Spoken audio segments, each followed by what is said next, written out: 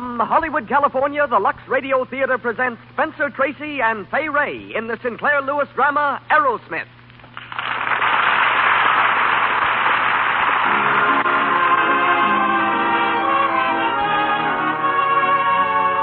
Lux presents Hollywood. Our sponsors wish to thank you for your splendid support of our products, in appreciation of which they bring you these Monday night productions. Headlining our program tonight are Spencer Tracy of Metro Goldwyn Mayer Studios and Fay Ray. As guests, John R. Kissinger of Huntington, Indiana, the United States Army private who risked his life that a cure for yellow fever might be found. And Terry Hunt, the man who keeps the screen stars physically fit. Louis Silvers conducts our orchestra. And now, here's our producer. Ladies and gentlemen, Mr. Cecil B. DeMille.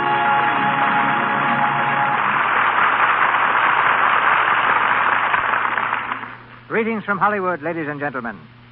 I like Sinclair Lewis' description of himself. I'm just a country hick, he says, living on a farm. And every time I leave it, I get into trouble. A nonconforming literary thunderbolt for many years, Mr. Lewis won the Pulitzer Prize for Arrowsmith, but turned down the $1,000 as a protest against what he called the restrictive terms of the award. The son of a physician, with a grandfather, uncle, and brother, also doctors, it's easy to understand why Mr. Lewis turned to medicine for the background of his story.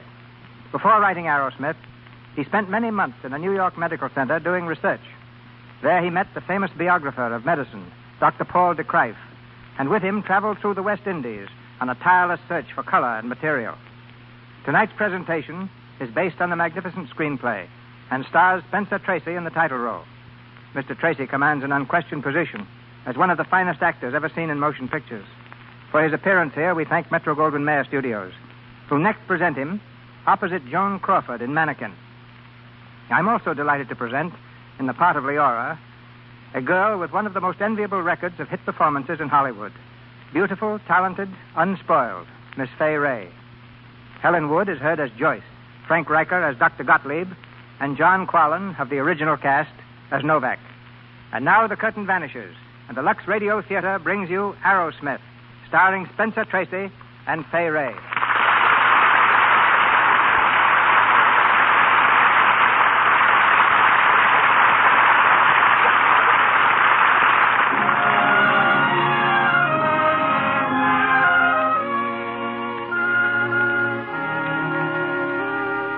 The Zenith Hospital, somewhere in the Middle West. At the end of a long corridor, a student nurse is on her hands and knees, vigorously scrubbing the floor. From the elevator comes a young doctor, just out of medical school. He steps along briskly, pardonably impressed with his brand-new degree. As he passes the nurse, she splashes water onto the floor and into the cuff of his trousers.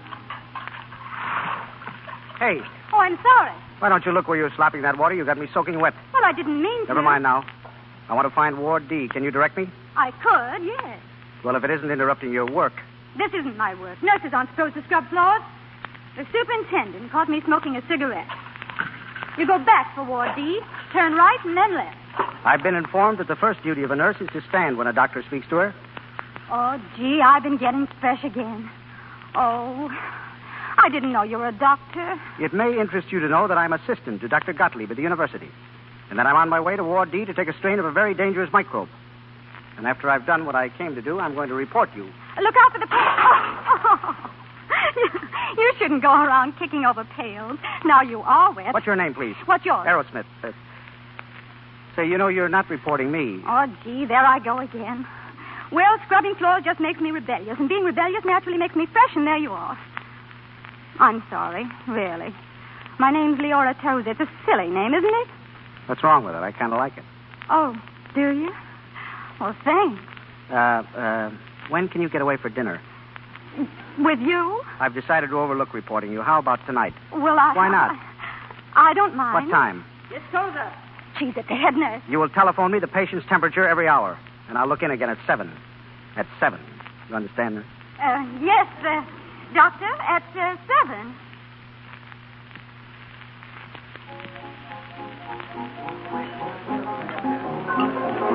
We got the same results every time. The injected rats lived and the others died. That's what gives you the check, see? Yeah. Yeah, I think so.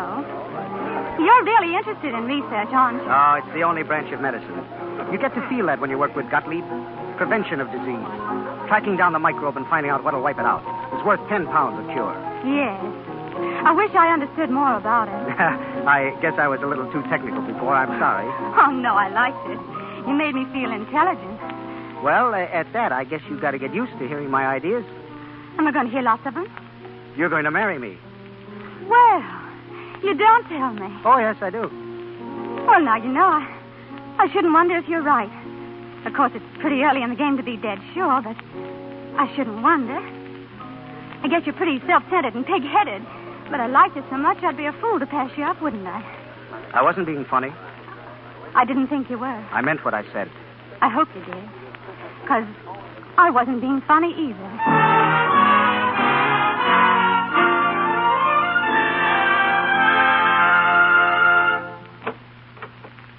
Good morning, Dr. Gottlieb. Oh, come in, Martin. Come in. Well, sir? I have sent for you, Martin, to tell you that I am leaving this place where I teach young doctors how to kill their patients. You're leaving? Yes. I have been called to the McGurk Institute in New York, where I shall do only my own research. The McGurk Institute is the greatest scientific plant in the world. I am very happy. I should think you would be, sir. I am very happy for you, too, Martin. I have arranged to take you with me as my assistant. Oh. You will have opportunity there. Well? Dr. Gottlieb, you're the greatest man I've ever known. I'd black your shoes for you, but I can't go to New York with you. Why, Martin, why can't you come with me? I'm going to get married. Oh. And a man can't marry on what a lab assistant makes. I've got to go into practice after all. Practice? Practice. Give pills to ladies and hold their hands for them. You who have the stuff in you that makes scientists. Well, that's how it is, sir. Oh, well. Who is she? Leora Tozer. She comes from a little town in Dakota. We're going back there. It's not much of a place, but I'll be the only doctor for 30 miles around. Well, I know better than to argue with a man in love. You'll be a very bad doctor for a while. And then you will find your way back to the laboratory. Now, let me know when you do, and wherever I am, I'll have a place for you. Thank you. No. Good luck to you, Martin, and I wish you happiness.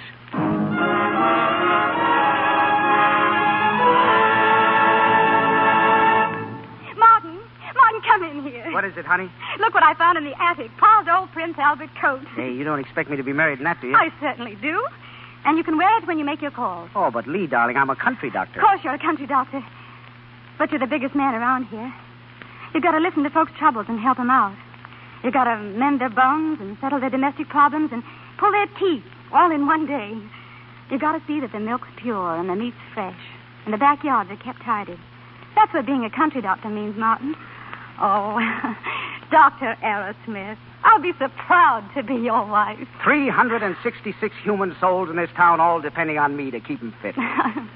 Oh, Lee, sweet, I didn't know a man could be so happy.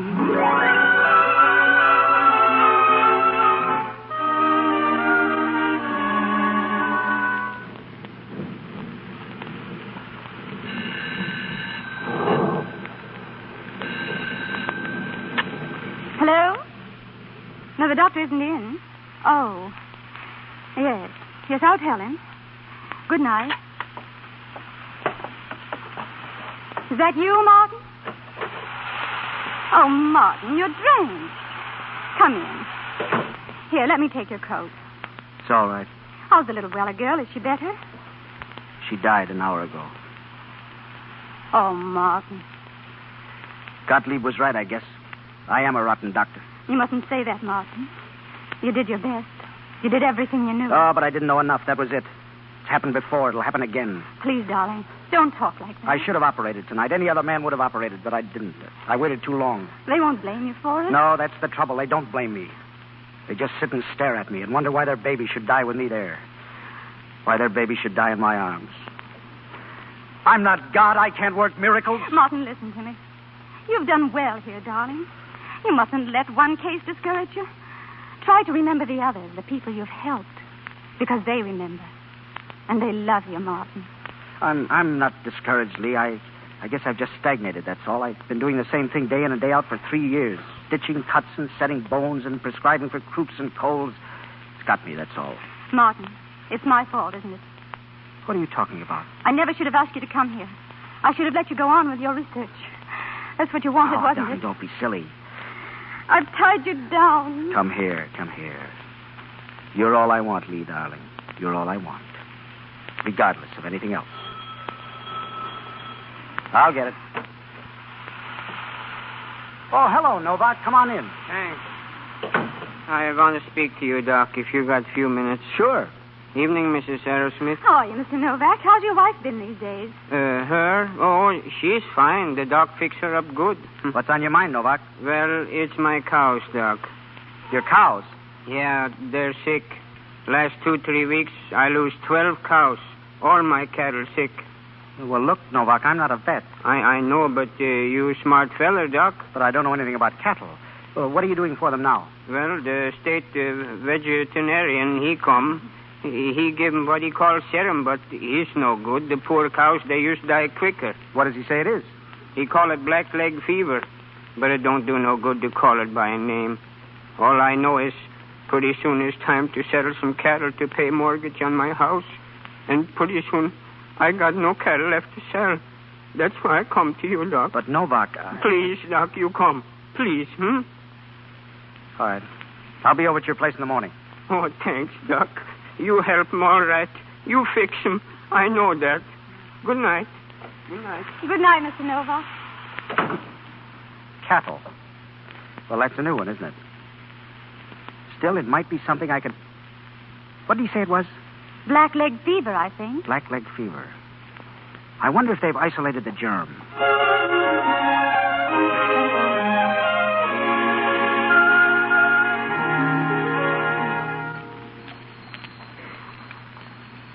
Martin, don't you think it's time you went to bed?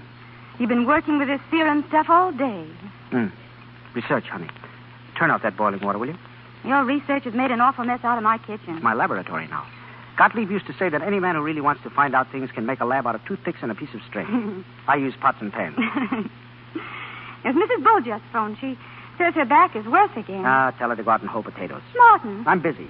But, Martin, you can't throw over your practice for a lot of cows. It isn't the cows, Lee, sweet. It's the fun. Now, you go back to bed, darling, please. I'll be pretty busy.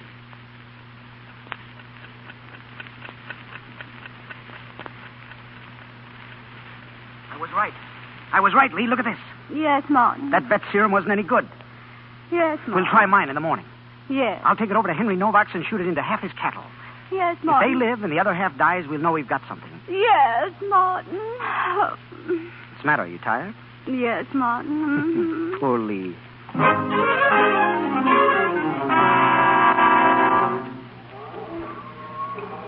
Well, that's 5 days, Novak. Not a new case yet. Not a one, Doc. By golly, Doc, I think you better be state vet around here. I'm sorry about the ones that died, Novak. Yeah, well, you should ought to have shot your stuff into them, too. No. That's where you're wrong. You see, the ones we gave the serum to are all right. The ones we didn't give it to aren't. But you have to try both ways when you're experimenting. That's how you find out which way is best. Yeah, well, line kicking, Doc. How much I owe you? Oh, not a cent. Forget it. Just for fun. Pretty good fun for me, all right. Hey, look, it's the state vet. He heard about your stuff, Doc. Where is it? Hi, Doc. I got a couple of live cows over here that might interest you. Nothing you got would interest me. And I want to tell you, young feller, I'm state vet, and I don't like no youngster like you telling me my business. So keep clear of these cows, or you'll land yourself in a pack of trouble. Oh, I see. I didn't know it was like that. I was only trying to help. You let Doc know, and he's all right. Sure he is. Here you're getting to be quite the vet, Doc. Yeah, best in town. I'll be back on the stomach aches now, though. That's where you belong. How's that? I say the stomach aches is where you belong. Now, I hate to say anything, Doc, but you've got a tone in your voice that I don't like. It's about time you understand. Suppose you try to understand that I made a blackleg serum that's better than yours because mine cures blackleg and yours doesn't. If you think you can discredit me and then hold me up... I'm not holding you up. I'm giving you this. Well, this is what I'll give you, my fist, see? Listen, I'm a scientist. When I see a scientist job I can do, I do it. That's what science is. Now, if you don't want any blackleg serum from me, don't take it from me. Take it from the government. I've sent my reports and samples back to Washington already. You dirty... Oh, you knocked him good, Doc. Yeah, sure. That's science, too. I've found my line now, and I'm raring to go. You can find me at my house, Doc, anytime you've got any more differences to settle.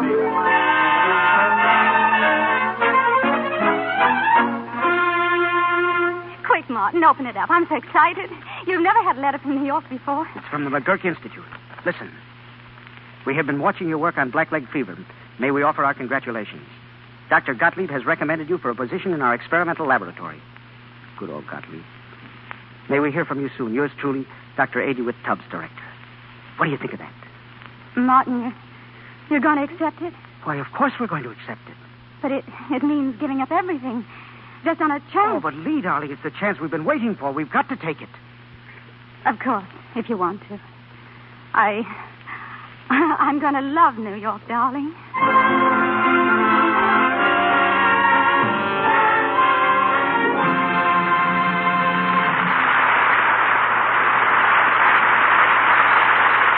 And so we conclude Act One of Arrowsmith.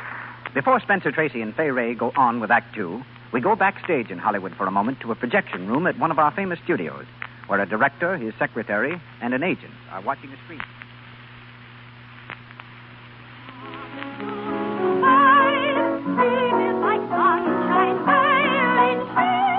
She has a beautiful voice, Joe, but I can't very well put that girl in the middle of a chorus scene. Why not? What's the matter with her? Well, look at the close-ups. Look at her skin. But the girl can sing. Joe, I haven't time. I'm late now. Come around sometime and I'll talk it over with you. I'll be on set 3, Miss Sherman. Well, of all the silly Now, things... Joe, take it easy. It's too bad, but, well, I should think a girl like her would have known about Lux toilet soap. She looks as if she has cosmetic skin. And that's a very smart crack. No, Joe, I mean it. Seriously. She has those little blemishes and things. It comes from not getting makeup off thoroughly. The pores get all choked up and the skin gets so coarse-looking. Say, I didn't come here to get a lecture on skin culture. Well, you're getting one. You'd better tell some of your talented new singers about Lux toilet soap. That's what the movie stars use to guard against cosmetic skin. Hey, listen, that girl can sing, and no director can tell me Remember, otherwise. Joe, the chief himself complained about her complexion. Why, what good is a voice? Well, maybe you're right. You're an agent for a lot of other Hollywood women. Ask them. They'll tell you that they use Lux toilet soap regularly, and that its active lather is what keeps their skin so swell. Well, I'll remember that. And so will the women, I hope. Back to Mr. DeMille and our play. Spencer Tracy and Fay Ray continue in Arrowsmith.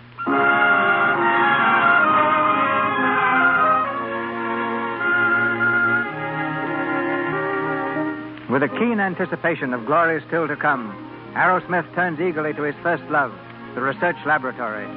In the impressive corridors of the famous McGurk Institute, he walks slowly along with his old friend, Dr. Gottlieb. The old man's arm is about his shoulders, and he smiles delightedly at the young scientist. So, Martin, you found your way back to me, huh? Just as I said you would. That's right, Dr. Gottlieb. And you have come on your own feet, too. It was a good piece of work you did with those cows of yours. You have earned your position here. Yeah. And I'm glad. Very glad. Well, good morning. Good morning.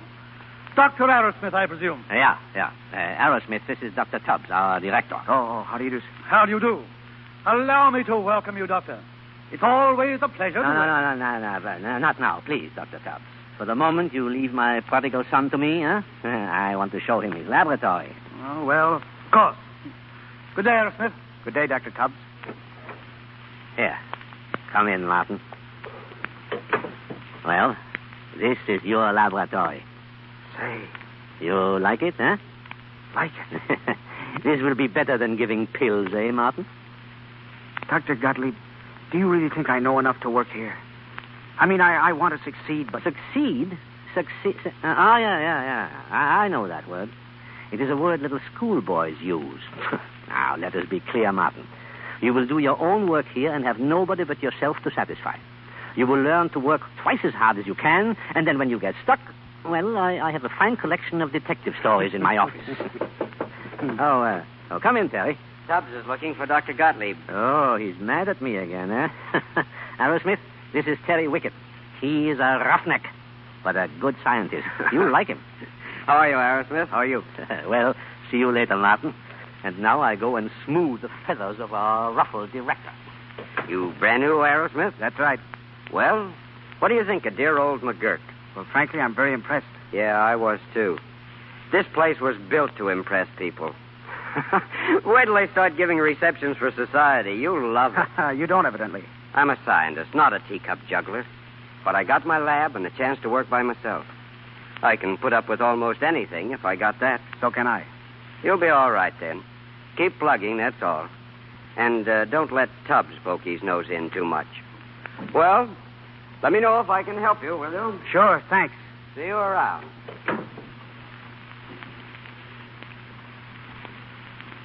God, please give me clear eyes and freedom from haste. God, give me anger against all pretense. God, keep me looking for my own mistakes. God, keep me at it till my results are proven.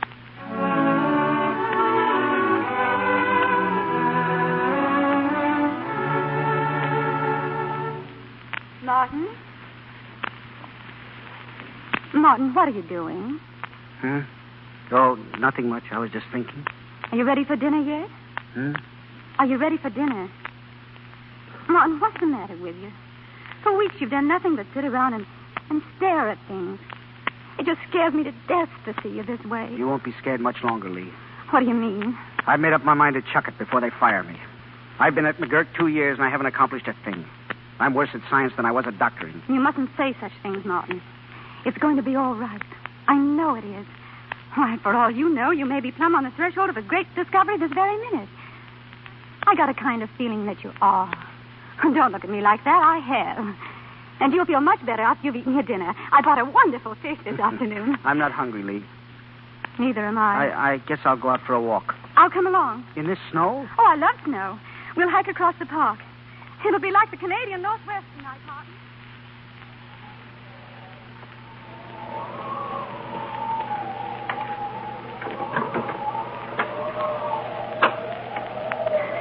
Martin! Lee, sweet, I forgot you were here. I was a little behind you.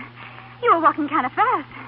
But I guess you'd be coming here to the lab building. And you tagged along all this way, you poor kid. I'll call a taxi to take you home. Oh, no, I don't want a taxi, Martin. Let me come upstairs with you. I may be late. I don't care. I won't bother you. I promise you not to open my mouth. Please don't send me home. It's such a scary night. I'll imagine things. What things? Oh, things. All right.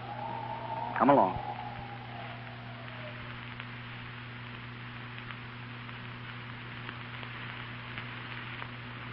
Martin, I don't want to interrupt, but what is it? I thought maybe I could help. Oh, sure. There's a flask in the incubator, the one on your right. Bring it over, will you? A flask? I don't see. Oh, I've got it. Is this it, Martin? Let me see. No, honey, the flask on the right I want. Well, this one was on the right. What? Why, it couldn't have been. Yes, it was. There's only 2 of them there. This one was standing up on the right side. Let me see that. Well, that's funny. What's the matter? Get out of the way. Here, wait a minute. Get me a clean microscope slide. They're in the top drawer. Microscope slide? Here. Now, get out of the light. Stand over there. No, darling, over there. What is it, Martin? Martin. Why, it's impossible. It can't be right. It can't be. What is it? I don't know. I left this flask chock full of some germs I was working on. They ought to have been doing great. Now they're dead. What killed them? Well, does it matter? Does it matter? I'll say it matters. Germs don't commit suicide. Something killed them. Something got into that flask and blew those bugs to pieces. Now, what was it? What was it? But Martin, suppose it did kill them. Don't you understand, darling? If it killed one type of germ, it may kill others. It may kill them all. It may even kill... No, I won't throw away my luck. I'll work it out. Tomorrow, No, darling. tonight and tomorrow night and the night after that. I've got to find out what killed those bugs.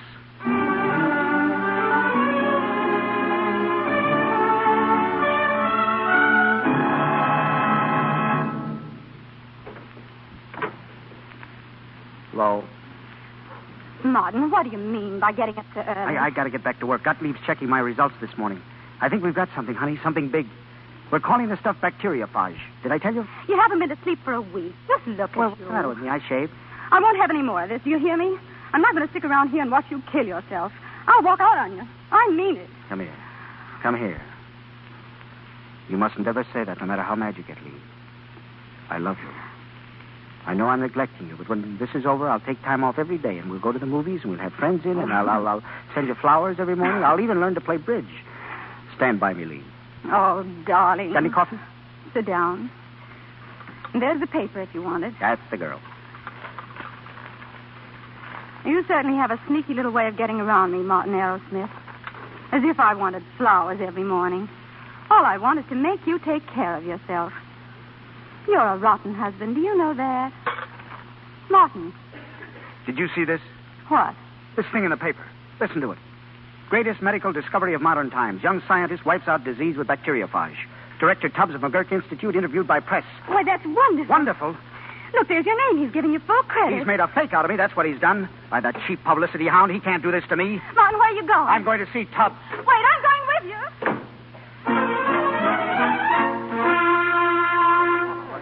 Give us some more dope, Rick, will you, Dr. Please, gentlemen, please. Let me through here. Get out of my way. Martin, wait. Good morning, Arrowsmith. Arrowsmith, hey, how about statement? I've got nothing to say. I want to speak to you, Dr. Tubbs. Of course. Excuse us, gentlemen. Come in here, Arrowsmith. Martin, please. Martin. Well, and how are you, Mrs. Arrowsmith? Come to share your husband's glory? There's no glory to share. Are you responsible for this stuff in the papers? Of course, my boy. I don't deny the responsibility. I claim it. A slight overstatement to catch the public's eye. A slight overstatement? You tell the papers I can wipe out all disease when you know I haven't even cured whooping cough yet, and you call that a slight overstatement? I understand your surprise, my dear fellow. My surprise? I'm only surprised I don't twist your fat neck. Martin, my husband's a very violent man, Dr. Tubbs. I know your husband, Mrs. Arrowsmith, and I mean the world to appreciate him as I do. After all, he's still got his name to make. You made that for me. You made my name smell from one end of this country to the other as a quack and a faker and a racketeer. Now you call those reporters in and you tell them I'm through with you and your front-page science and that I've resigned from your Cheap Jack Institute. I'd so much rather tell them about the paper I've just signed. That makes you the head of your own department and raises your salary from $5,000 a year to $12,000. I won't take it. I'm through. I don't accept your resignation, Martin. I pin my faith on you. I do more than that. Martin, my boy. Now, what is it, Dr. Gottlieb? Can't you see we are busy at the moment? Yes, busy turning my friend Martin into a megaphone. Don't worry, Dr. Gottlieb. Something has happened, and something perhaps not altogether bad. Martin is not the discoverer we thought he was. What? You don't mean someone has stolen a mark on us? Here it is, in the medical journal. A Frenchman, Derel, of the Pasteur Institute in Paris, has just published his report. It is the same thing, Dr. Tubbs. You got into the newspapers too soon. I'm sorry, Martin. The same thing. This is most unfortunate. Most. Of course, there can be no talk of a new department now and no raise in salary either. If you'll excuse me, I'll speak to those reporters. Yeah, how about some kind of paper here? You may not be the discoverer of bacteriophage, Martin, but you may still be the man to test it out. Come and see me later in my laboratory. Then we will discuss what further work you still will have to do. I love that man, Gottlieb. He might have gloated. Poor Martin. All I've done these months has been wasted, Lee. You won't get your new flat or any of those things now. It's tough luck being married to a scientist, isn't it? I haven't minded. Well, it's over now. Well, I had a lot of fun out of it, anyhow.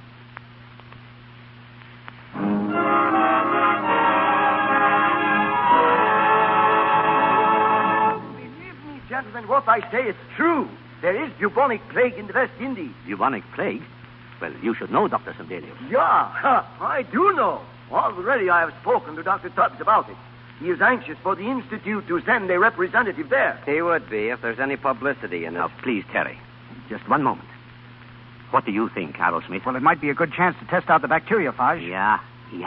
That's what I thought. Your bacteriophage... It isn't mine, Dr. Sundelius. The discovery belongs to Derel. No. I say it again. Your bacteriophage may save the island.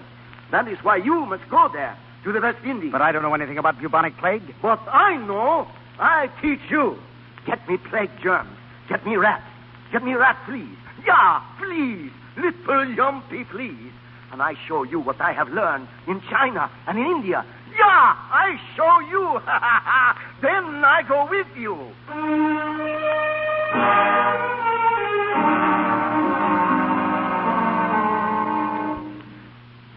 So, you're off tomorrow. All packed and ready, Dr. Gottlieb. Taking your wife along, Martin? Oh, no, of course not. She'd like to go, but that's out. Good. Sit down.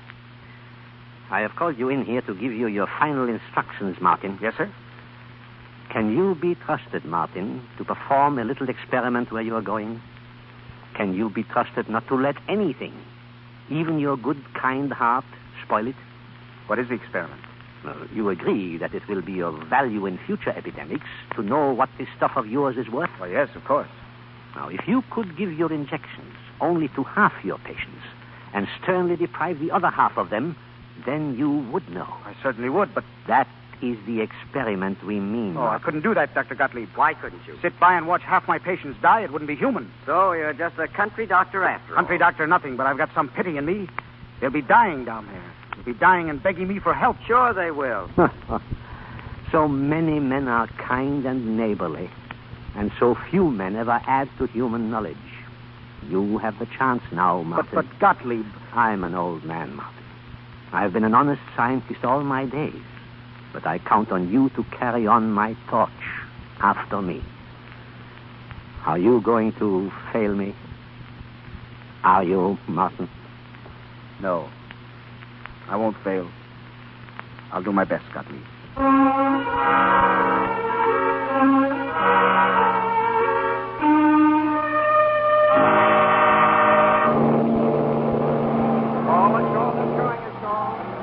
Your stateroom's this way, Dr. Arrowsmith. Thank you. Martin! Leora, what are you doing? I wasn't going to come. I tried hard, honestly, I did, Martin. But I couldn't let you go without seeing you off. I can't let you go now. I'm going with you, Martin. Oh, darling, talk sense. How can you? I'm just going. Darling, there's disease down there. Bubonic plague. You're going. And where you can go, I can go. I belong with you, darling. I can't let you go alone. I'll never see you again, I know it. Oh, Martin, please. Please take me with you. Leora. Martin. Oh, Leora. You crazy little fool. Oh, Martin, I'm simply going to love the West Indies.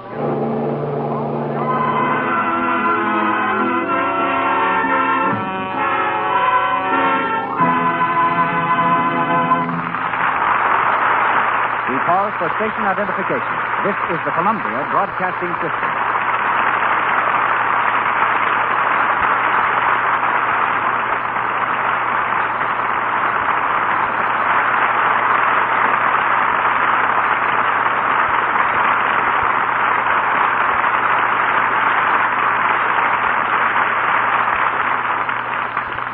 Our weekly custom of giving you little inside glimpses of Hollywood between the acts of our play finds us host tonight to a favorite physical director of the stars, Terry Hunt.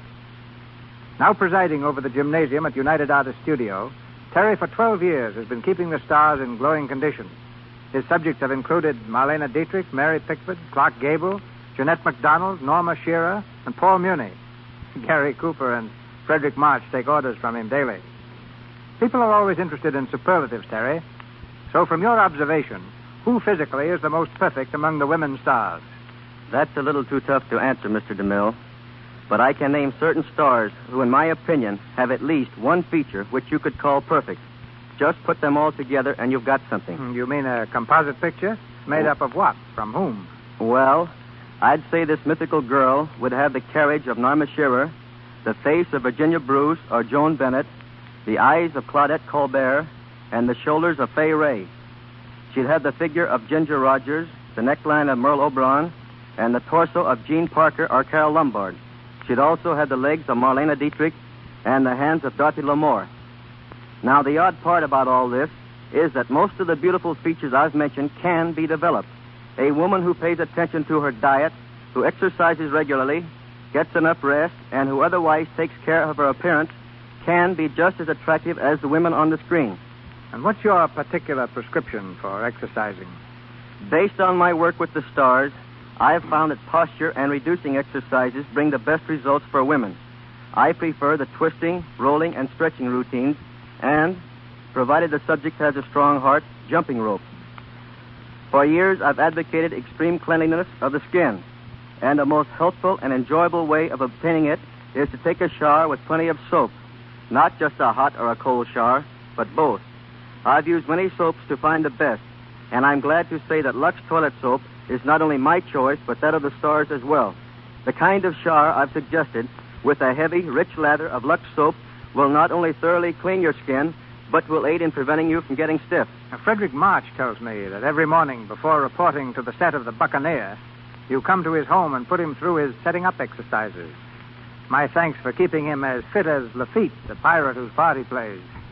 Mr. March is a perfect contradiction to the reports you sometimes hear that Hollywood stars live a life of ease and indolence. When making a picture, he's up every morning at 6 o'clock and goes through at least 45 minutes of real training before breakfast. I wish everyone could get a look at the stars in a gymnasium. You'd all realize how seriously they really work to keep physically fit. And now, if you think I can be of any help in telling you more about health through exercises, I'll be glad to answer your questions as best I can and without charge. If you'll address me, Terry Hunt at United Artists Studios, Hollywood, just send a stamped, self-addressed envelope. Thank you. Thank you, Terry. Back to the story of Arrowsmith, starring Spencer Tracy and Fay Ray.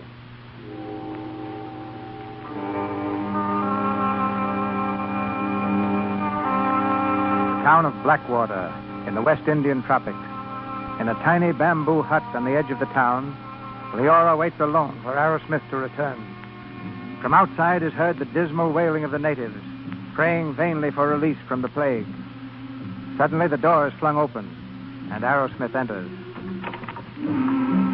Well, Martin? Well? It's a bust. The authorities won't let me try my experiment. They say it's inhuman. What are you going to do? I'm clearing out, Lee.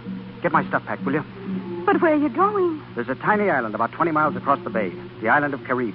It's all native and plague raging like wildfire. I'll have a free hand there. Come on, hurry up, will you, darling? Martin. What? You're not planning to leave me behind. Oh, Lee, sweet, I've got to. I didn't come here to be left behind, Martin. You're not afraid? Certainly I'm afraid. I'm scared blue. But that isn't the point. I came down here to look after you. I'll be all right. How do I know that? It might get you, and if it did, nobody but I could nurse you. And even if it didn't get you, I'd go mad not being with you. Oh, don't you see? I haven't any life outside of you. I've got to be with you. Always. Be reasonable, Lee, darling. I don't know where we'll be living or what we'll get into. I can't take you along out there. It's no place for a woman. Now, if I'd known you were going to behave like this, I'd have choked you before I let you come. You did everything else but choke me. Oh, all right. Darn being a woman. That's the girl. Give me the comfort of knowing that you're all right. Now, come on, pack the stuff, will you? Yes, Martin. This is only the first of our big hikes, Lee. If I can pull this stunt off, I'll be a big man in science. Then we'll go to Europe, Lee. To your France and Italy and all those places. Where do you see? Our life's just beginning, Lee. Oh, Martin. I do love you, darling.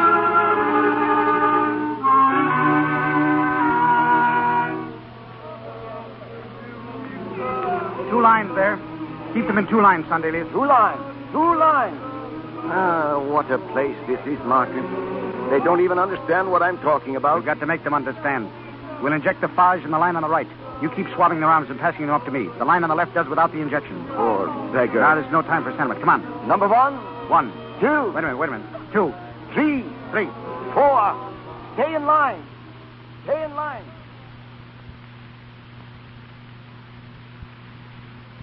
110. 111. Easy.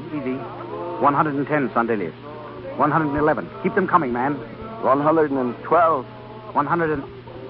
Oh, How do you do? I didn't know there was a white woman on the island. I'm Joyce Lanyon. Oh, yes? You might have seen Mr. Twyford's house on the hill up there. I'm visiting with his daughter. You don't belong here, then? Hardly. I'm from New York. Well, do I get your injection or don't I? I'll get on the other line if you like. Stay where you are. Thank you. I wish you'd find something I could do to help you. You? I know what you're doing here, this experiment. I think it's marvelous. Well, perhaps you wouldn't if you were on the other line. That's not very fair. I volunteered to do that. I'm sorry. Then let me help. Do I strike you as so hopelessly useless? I think if I had a twin sister, she'd be just like you. That's how you strike me. That's an original compliment. It's no compliment. It's a scientific fact. Now move along, please, and give science a chance to carry on. All right, Sandelius, pass them up. Sandelius. Yeah, Martin. What's the matter? I don't know. I think maybe I'm sick, Martin. Good God. Yeah. Now maybe I take some of your injection, too. Catch him. Catch him there. Sandelius.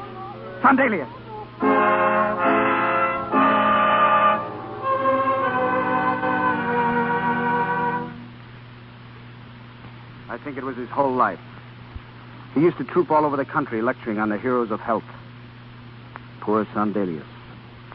He's one of them himself now. You took it pretty calmly. If one of your field officers dies in battle, you can't stop to mourn for him. You've got to carry on. And you did. Wonderfully. All these long days. All by yourself. I had you to help me. We better go in now. No, not yet, Joyce. I'm too excited to turn in yet. Don't you see, my life had its first great climax today. The experiment. All our troubles are over now. I know that's a very unscientific boast. Just for tonight, though, I can't help believing it. And I can't help believing that anything ever happened before this plague. Or that anything will ever happen after it. Steady, Joyce. Don't lose your nerve. You're too gallant for that. How wrong you are. There's nothing gallant about me. I was never meant for this sort of thing. I've never learned about realities. But the way you stood by me in the face of danger, disease. That wasn't gallantry. That was just hysteria. Hysteria over falling in love with you, Martin. What? I have fallen terribly, insanely in love with you. But you don't mean that. I don't believe in mincing words. I don't believe in not saying what's on my mind. I know there's nothing to be done about it. I'm not a child. But I was unhappy when I came here. I'm not unhappy anymore. That's something, isn't it? I've never learned about women like you. You belong to the great class of things I've had to give up for my work. You make my life seem suddenly rather empty, but very exciting. You're too heroic to mean that. You're stone. I wish I were. Do you? You're finished here now, aren't you?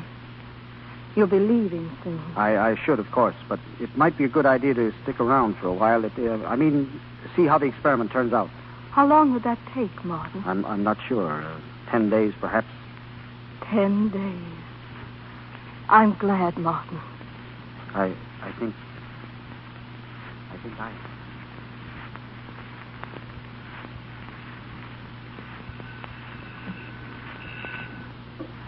Hello? Yes, this is Carib. Clifford speaking. Who? I can't hear you. Who? Oh, just a moment, please. Arrowsmith? Dr. Arrowsmith. Just a moment, please. What's that? What's the matter, Twifford? I can't make out. It's Blackwater calling you. Blackwater? Give me the phone. What is it, Martin? Hello? Who is this? Leora? What's the matter, darling? What? Leora, I can't hear you. You'll have to speak louder. What is... Leora, listen to me. Listen, darling. Hello, darling. Leora, hello. Hello. Oh, God. What is it? My wife, she's sick. But... I've got to get to her. She's alone, all alone, and she's sick. Is there a launch here? I can take you. How soon? Right away. Come on, then. Hurry.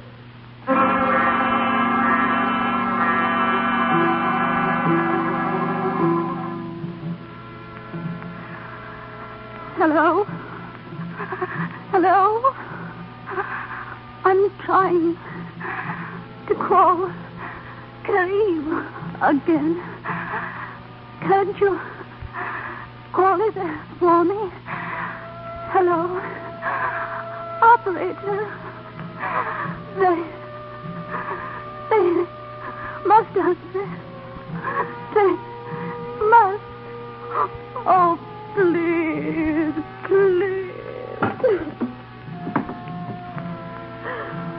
Oh, Martin, why don't you come to me?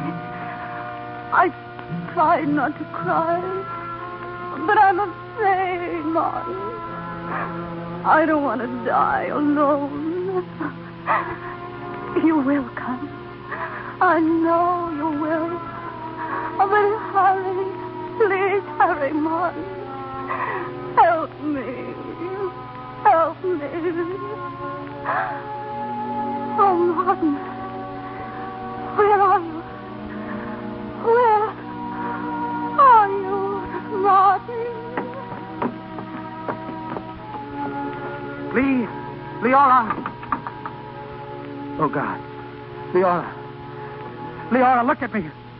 Leora. Is she all right?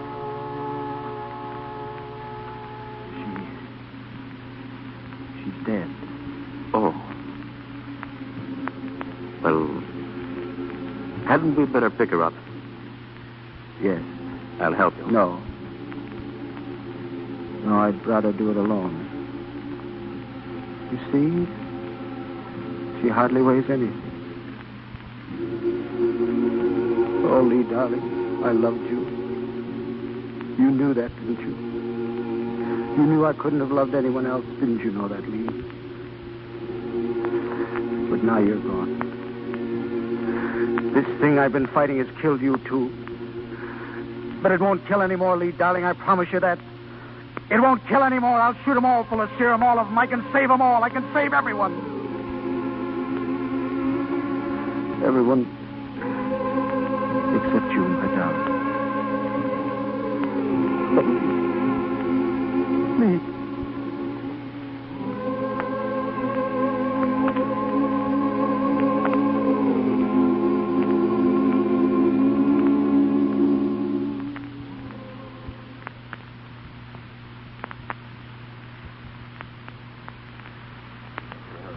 McGurk Institute. One moment, please. Miss, when are we going to see The Dr. line's busy. Arrowsmith? Dr. Arrowsmith has just returned, and he's too busy to see anybody today. We've got to have some sort of a statement. Really, we must see Dr. Arrowsmith. Can't we deal just a moment?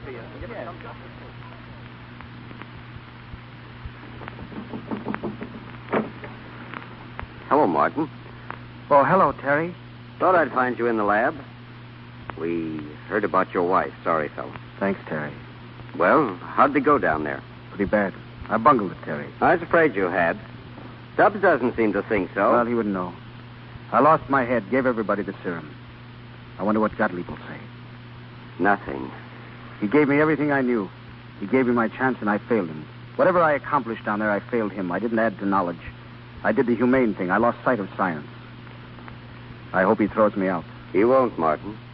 He'll never know you failed him. What do you mean? He cracked up, went to pieces. Too much work, I guess. He doesn't understand anything now. Gottlieb. Then he's gone, too. There's not much left, is there? There's still research, Martin. There's work still to be done. Ah, here you are, Martin. The reporters are waiting to see you. Are they? Is there anything wrong? I just told him about Gottlieb. Ah, yes. Very unfortunate. But we've a man to take his place, thank heaven. You, Arrowsmith. Does that surprise you? Well, from now on, you're a department head with a salary of $15,000 a year. I guess that'll buck you up. I guess it won't. You can take it if you want, Arrowsmith, but I came in here to tell you what I was going to do. I'm going to clear out of this swell joint with all its swell equipment and publicity and build my own lab in the Vermont woods and really get something done for a change. Your own lab? Sure. What do you say? Is it a go? Martin. Joyce. You didn't expect to see me here, did you? Do you think I'd have missed welcoming you home? Thanks, but... I know how it is, Martin. I heard everything. But I helped you once. I thought perhaps I could help you again. You're sweet, Joyce. Thank you. Well, I guess this lets me out.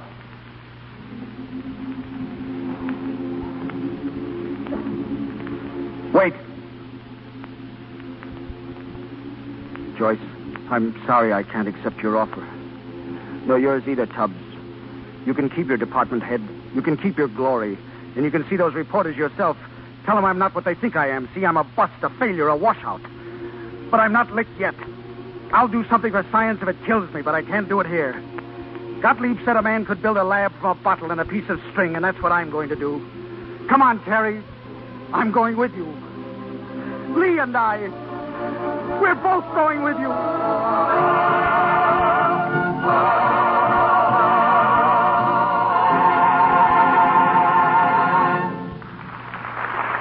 Do not let yourselves be tainted by skepticism.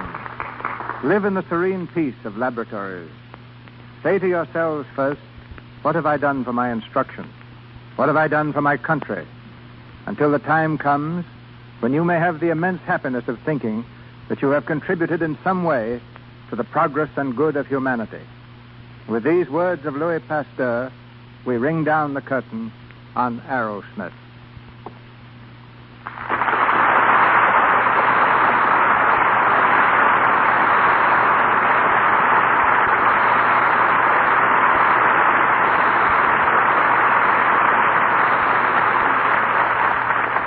As a fitting afterpiece to our drama, and before Spencer Tracy and Fay Ray return, let us look into a scene that happened in real life, a scene that serves to introduce our next guest. The year is 1900. The place, the town of Quemados in Cuba, infested with a deadly plague that's killed more American soldiers than fell in the Spanish-American War. Two men stand in a room facing Dr. Walter Reed. They are Private John R. Kissinger of Ohio and John J. Moran, a civilian clerk, who've come to answer Dr. Reed's call for volunteers. Reed has told them of the horrors they'll face, that their chance of coming out alive is 1 in 5. He's also told them their only reward would amount to about $300. Private Kissinger answers him. The one condition, sir, on which we volunteer is that we get no compensation for it. Dr. Reed looks at them in silence. Slowly, his hand goes to his cap. He has only 4 words to say. Gentlemen, I salute you. This was the scene that marked the real beginning of Dr. Reed's work in showing how the dread plague of fever can be banished from humanity. Tonight, the unsung hero who helped make that possible is with us. I'm proud to present the former private, John R. Kissinger.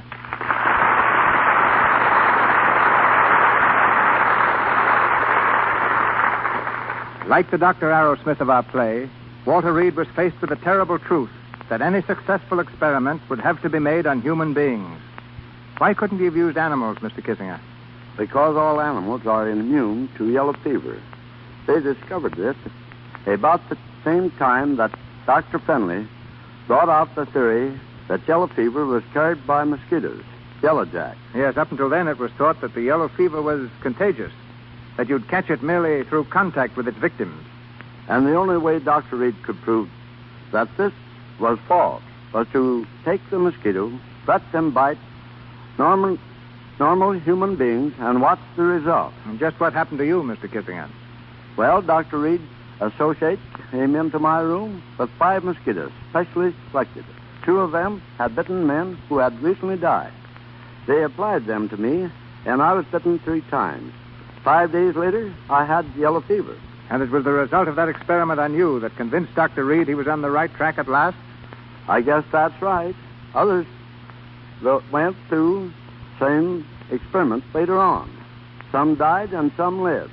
But Dr. Reed proved to the world that yellow fever was caused by a certain type of mosquito. And that type of mosquito is now being driven from the earth to destroy yellow fever forever.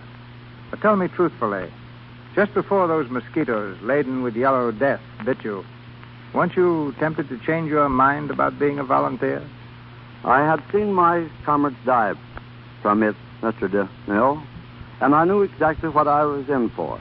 My thoughts then are my thoughts now, that a man is lucky to be able to die for the cause of humanity. Thank you. I salute you, Mr. Kissinger.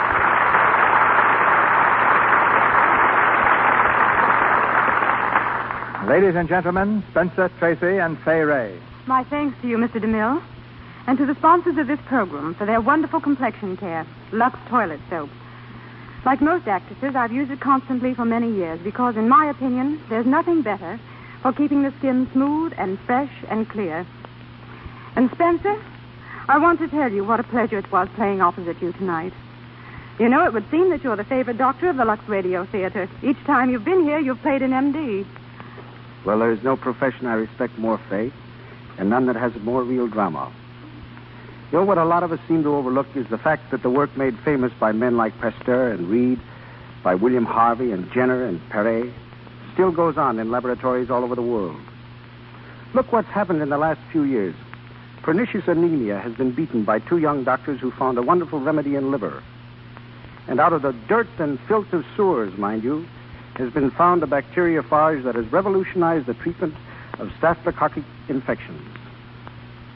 And at this moment, in quiet corners, men are bent over their microscopes in a struggle that may go on for years, but undoubtedly will someday see the ends of colds and of cancer and infantile paralysis. In a world where so much is measured by power and wealth, where destruction is still practiced and tolerated, what a source of comfort it is to know that some great minds still think great thoughts, how to help humanity. Yes. The world stands still without medicine, without unselfishness. Not all of us can be Arrowsmith. But we can and should make our little sacrifices for the common good. Which leads me to an announcement our sponsors join me in making for the annual mobilization of human needs. This is a national drive for the support of hundreds of welfare organizations throughout our country. Funds are necessary to care for the needy, and only through your individual contributions can the money be raised to continue the good work. So we ask that you give your support, and remember that your contribution may mean new life to a man, to a woman, or to a helpless child. Be a good neighbor and send your donation to your local community chest. I'm sure our entire audience will do their utmost, Mr. DeMille. And now, good night. Good night, C.B. Good night, Faye. Good night, Faye.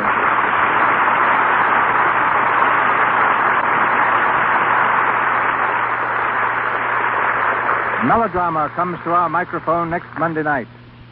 In the story of a girl and the 3 men she loved. One is her father, a famous criminal lawyer. One is her fiancé. And the third, a man outside the pale of society. It's a play that ran with great success on Broadway and the screen. A Free Soul. As the girl, brought up to do whatever she thinks is right, regardless of public opinion, we bring you Ginger Rogers. And starring with her, Donna Michi and Charles Winninger.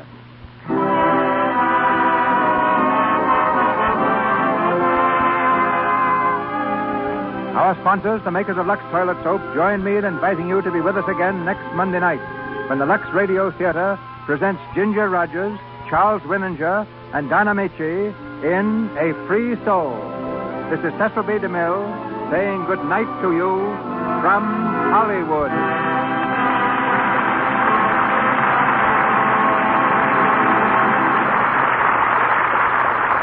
The announcer has been Melville Ruick. This is the Columbia Broadcasting System.